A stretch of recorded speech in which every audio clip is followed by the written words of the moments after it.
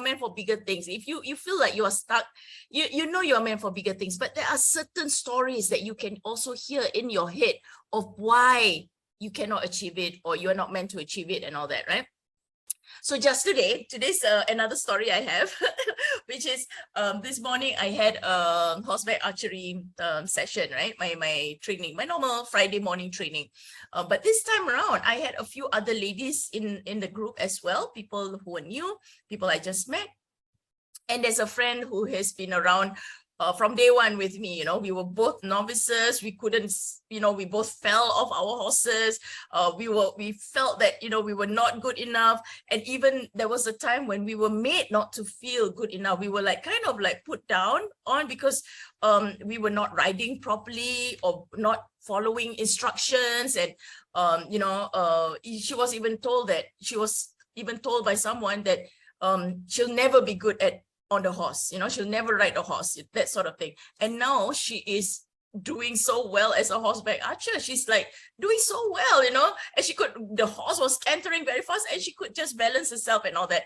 And then I told her when I was recording her just now, I said, I wanted to cry just recording you. Imagine just a couple of months ago, both of us, we almost gave up. We said like, are we wasting our time? We're not good. We're not, you know, we're not good enough for this sport. Like, look at all the other people, they're so fit, you know. And I felt it. I felt like, oh, you know, I'm in my 50s and, you know, I'm all kind of like overweight for this, you know. I was telling myself that kind of stories, and I did get into that comparasitis disease where I compare myself to other people. I see myself on video, I'm like, oh my god, I'm so fat, and look at all of these other people, they're so fit, you know. I start comparing that. And those are the thoughts that was trying to sabotage me to give up on what it is that I said that I was going to do.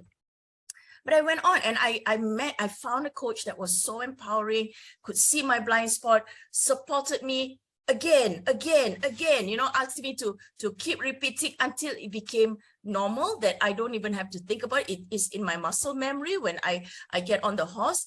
And that is what transformation is. Because, you know, I talk about business, I talk about life, personal growth and all that, and somehow I don't equate it to sports, right? Sports is like something different, you know, not the same. But when I start doing sports, the horseback archery, right, this new sport, I realized it's exactly as how you run a business, you do business, you do life, in fact. And it's all about sticking true to what it is that is important to you, that you said it is important to you, what you said you desired to do. And because of discomfort or the change in habits and certain behaviors that you have to do, or the work that you have to put in, do you tell yourself stories that will sabotage you?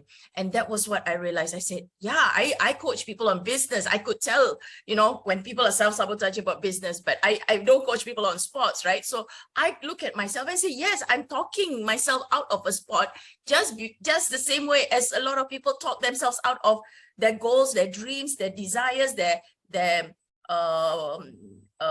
business intentions, or, you know, all of those things. Yeah.